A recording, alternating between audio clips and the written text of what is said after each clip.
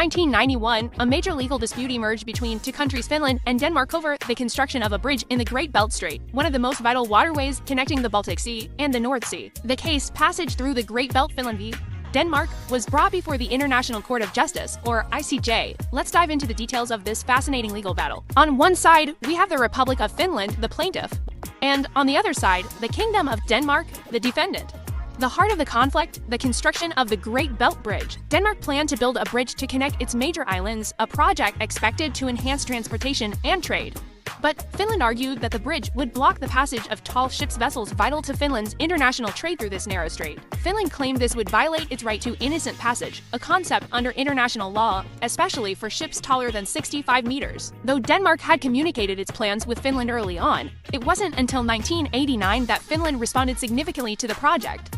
Meanwhile, Denmark raised the bridge's height from 62 to 65 meters to accommodate most large vessels, following advice from the Soviet Union. So, what were the main legal issues? There were three key points of international law at stake. 1. The 1958 Convention on the Territorial Sea and the Contiguous Zone. This convention protects the right to innocent passage for ships and requires states to avoid obstructing international navigation. 2. Sovereignty of Denmark. Denmark, as the coastal state, had the sovereign right to build infrastructure within its territorial waters. 3. The 1857 Treaty of Copenhagen. This treaty designates the Great Belt as international waters, but Finland was only a third party to this treaty, not a signatory, making its legal position weaker. Now, let's look at the arguments. Finland argued that the bridge would disrupt shipping routes crucial to its economy, claiming it would cause significant economic harm. Denmark countered, asserting its right to build the bridge, and offered alternative routes for tall vessels. They also proposed technical solutions, such as temporarily removing ship derricks, to mitigate the impact on navigation. The ICJ carefully considered several points. First, Finland's right to innocent passage was not completely blocked. Denmark had offered alternative routes for tall ships and even proposed technical fixes.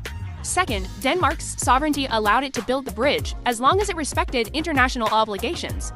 Third, the ICJ noted that Finland wasn't a signatory to the 1857 Treaty of Copenhagen and had limited legal grounds to challenge Denmark. In the end, the court ruled in favor of Denmark.